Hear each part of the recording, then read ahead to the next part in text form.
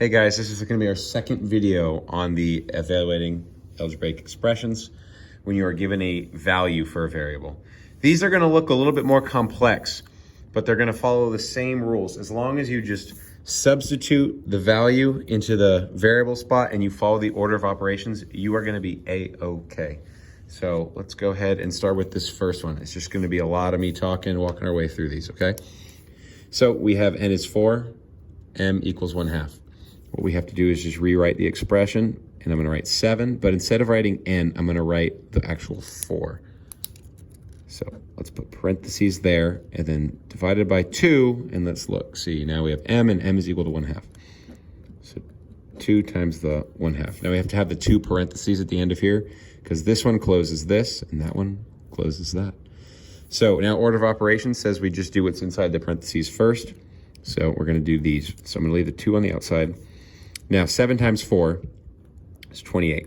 So I'm going to put the 28 there and divided by 2 times 1/2, which is 2 over 2, also equal to 1.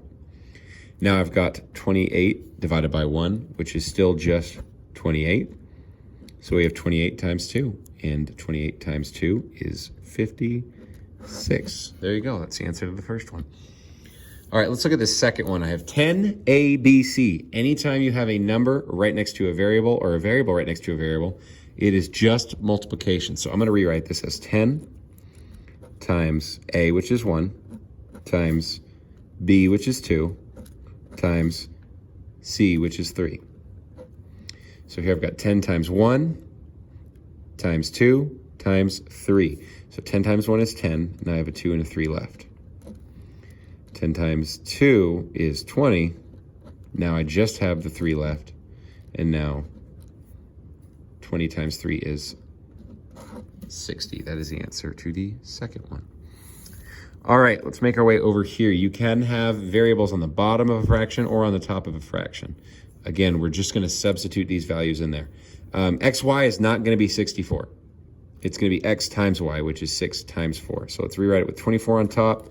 And then in parentheses, 6, and parentheses, 4. So now I have 24 over, what is 6 times 4? Well, it's just another 24.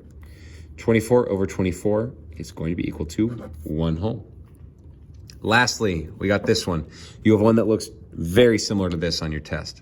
So really focus on this one. We have brackets here. Brackets are what you do after you do what's in the parentheses. So you always do the innermost workings first. So before we do any of that, though, we're going to rewrite it with our values. So instead of A, we're going to write 4. 2 times 4.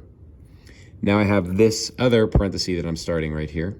4B. So instead of writing B, I'm going to write 3. 4 times 3. Now I have minus 3C, but instead of C, we're going to write 2. So then I have to close this wide one and then close the bracket. It's a lot of parentheses there at the end. Okay, now let's do what's in the insidemost parentheses first. So we're going to leave 2 times 4, and we're going to do what's in here. So I've got 4 times 3, which is 12, minus 3 times 2, which is 6. Those are those parentheses, and then close the bracket. Next, I've got 1/8 times, okay, let's solve this real quick. Let's just get that done while we can. It's not going to affect anything else. 2 times 4 is 8, so we'll leave that right there. Now, in the parentheses, 12 minus 6, that is 6. So that's what we've got so far. Now I'm going to draw a little arrow because I'm continuing this way. 1/8, and then in the bracket, let's see, 8 times 6. 8 times 6 is 48, so 48 is in the bracket. Now all I have to do is 1/8 times 48. That puts 48 over 8, and 48 over 8, 48 divided by 8 equals 6. All right, so you can see that one took a little bit longer than the other ones did, but it is still just multiplication, division, addition, subtraction, everything you guys already know how to do. All you need to remember is you substitute the value of the variable into where the variable is. Always put a parenthesis to help you remember it's going to be multiplication. And if you can get this down, you guys are going to be on a super good track for junior high math.